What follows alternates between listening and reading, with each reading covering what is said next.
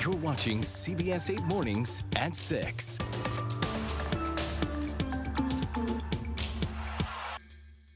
A red flag warning in San Diego is now expired, but thousands of people across the county are still feeling the impact. Thanks for being here on this Wednesday. I'm Eric Connert. And I'm Netta Irampour. That is our top story. We have team coverage for you this morning. CBS 8's Regina Yorita live in Ramona. That's where a second fire broke out in the same spot as the one yesterday.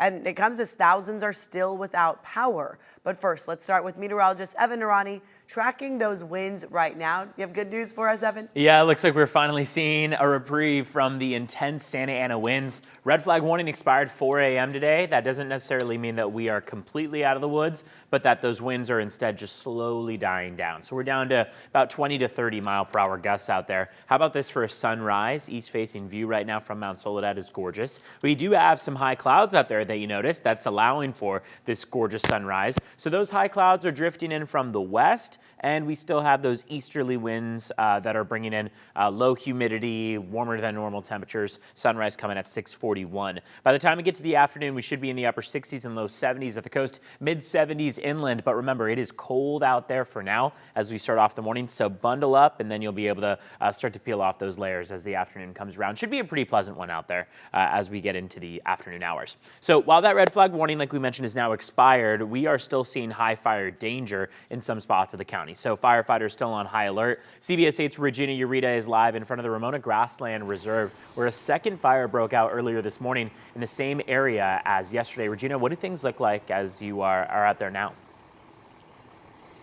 Yeah, well, I can tell you with the weather conditions, it's still pretty cool here, but we're not seeing those strong winds. Like you said, that red flag warning now expired around 4 a.m. As far as the fire, though, fire crews were able to put it out. So that is some good news there. Let's get to some video here to show you what it looked like just about 3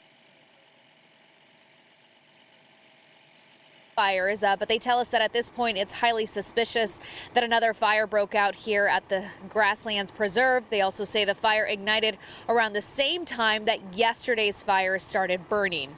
So fire officials are reminding people to adhere to the recommendations during a red flag warning, even though it has expired. That includes staying away from any activities that can easily ignite a fire. Meanwhile, residents here are still dealing with power shutoffs. I want to show you a live pic of the SDG&E outage map. San Diego Gas and Electric has continued to cut power to more than 46,000 customers because of these weather conditions and wildfire threats.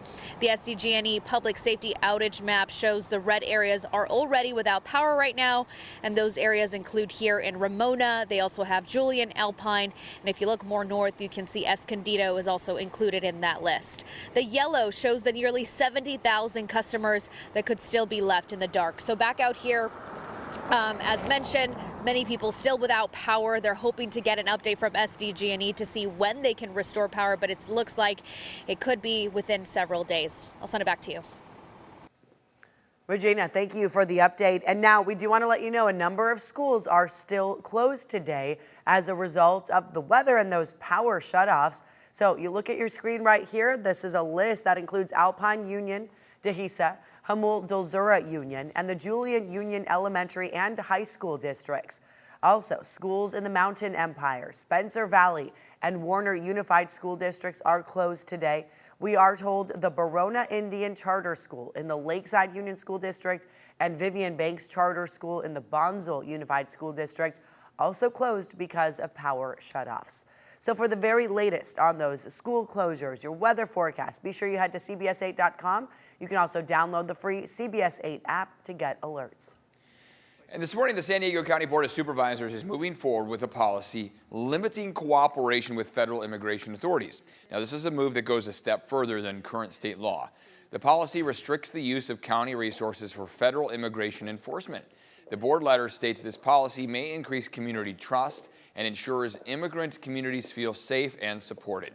But Supervisor Jim Desmond says he will fight relentlessly to undo what he says is a disastrous policy. I think this policy goes beyond California's existing sanctuary laws by adding an additional layer of bureaucracy. The county should protect family unity and foster a healthy community where people do not live in fear of seeking help. The Office of Nora Vargas states the new policy focuses solely on civil immigration enforcement and does not impact federal criminal investigations. In a statement, the Sheriff's Office says they will not change its practices based on the board resolution.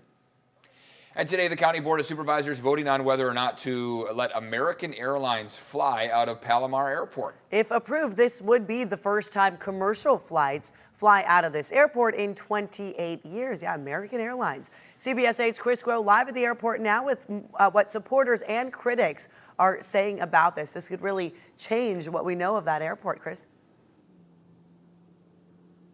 It really could. And what we are seeing right now is that you see small private jets and even recreational planes will take off here from the Palomar Airport. But if approved, you would see now flights that would leave Carlsbad, go to Phoenix twice daily. And that would be a huge shakeup here for the Palomar Airport. Now, supporters of this that we spoke to back in September said that they think it's a good idea, that they would think that the economic impact would be worth any type of trouble that this could bring. They also add that this would be a huge convenience to North County travelers trying to avoid driving to other airports to make that trip to Phoenix. However, there has been intense pushback from one community group in particular here in Carlsbad. They are called Citizens for a Friendly Airport. We expect to see them speaking out against the proposed lease at the County Board of Supervisors meeting today. On their Facebook page, they claim a number of different issues. First, the jet too large for the Palomar Airport runway. They would come in faster than the runway is designed for. Also, that the first scheduled flight would leave at 6:15 in the morning during quiet hours that the county and airport advertise. And finally, they believe approving this violates a 2021 court ruling against the county by changing the use of the airport from recreational small jet use to commercial. Now, the jet that would be flying here by American Eagle, which is a subsidiary of American Airlines, would be a dual-engine jet with a maximum capacity of about 76 seats. So it is a much smaller plane than you would normally see or maybe even catch out of San Diego International Airport or even LAX. But this is going to be something that is debated, and we will be hearing public comment at today's County Board of Supervisors meeting. Eric Netta. All right, Chris, thank you very much for that. Now, today, Oceanside elected officials will take the oath of office. At a ceremony, Mayor Esther Sanchez, council members Jimmy Figueroa and Peter Weiss, City Clerk Zeb Navarro, and City Treasurer Phyllis Dominguez will all be sworn in. This after Mayor Esther Sanchez narrowly beat Councilmember Ryan Keim by just over 200 votes to win that mayoral race. That really came down to it. Just last week was the final number there. The ceremony will be held at 2 p.m. in the City Council chambers. All right, let's get a check on those winds. Really whipping around here yesterday. That red flag warning has officially expired now? It expired at 4 a.m., so just about 2 hours ago. There's still one up in the Santa Barbara to LA County area, but for us in San Diego, we're in the clear. I say that hesitantly because it's not like winds are done overnight. Still moving around. Yeah, still a bit breezy out there across our county. So we're going to be noticing that those winds are slowly dying down over the course of the day today. We're out at about 30 to 40 miles per hour, going to die down to the 20s or so as we get toward the afternoon. And one change in the forecast that's going to notice an abrupt transition is going to be this increase in cloud cover. We've already noticed that coming in from the west. So those easterly and westerly winds are essentially colliding right now. Cloud cover drifting onshore. It's going to be one of those days where we have components of each. So we're going to still be seeing warmer than normal temperatures for the afternoon, but we are also going to see some clouds drift in from the west. Here's that red flag warning up around Santa Barbara and LA County area. Again, we are in the clear right now. It's a chilly morning because we have mainly clear skies. Just the high clouds, and those really aren't enough to help to hold in any warmth from the day before. So in turn, Santee has already dropped to the 30s, 38 degrees right now, 50 in Carlsbad, 48 in Chula Vista here at the 6 o'clock hour. And you can see how intense those wind gusts were yesterday. We were upwards of 70 and in some cases 80 miles per hour. It was intense. Today, we're going to be seeing those winds die down to the 30s and then the 20s before we notice a much more substantial drop in wind speeds and wind gusts. Let's talk about the change in terms of temperatures and conditions, because this is one of the first times we have a kind of clearer picture of what that chance of showers looks like for Thursday. Today's going to be the standout warmest day of the next 5 and really the next 10, it looks like, at 74 or so degrees across our valleys. By tomorrow, we drop down to the 60s for every day moving forward, and tomorrow holds a chance of a few hundredths of an inch. Very, very light stuff, but some light showers to come on through, and that's mainly through the PM stretch. Let's take a look at traffic and how your roads are shaping up this morning. I want to take you to two separate spots that you might run into some slight difficulty. First one's up toward the top of your screen, number 5 lane blocked with a crash on the 15 southbound at Adams Avenue. So this is in the North Park and Normal Heights area. Second thing to mention on the bottom half of your screen there, it's the 94. Right-hand shoulder blocked with a stalled vehicle on the 94 westbound. That's right before Federal Boulevard. Neither of these are causing any significant backups, so volume is still very light this morning, but just some things to keep in mind as you head out for the morning commute. Taking a look at your border wait times, it's a 105-minute wait at the San Ysidro Port of Entry. Otay Mesa Port of Entry going to take you about 60 minutes in total.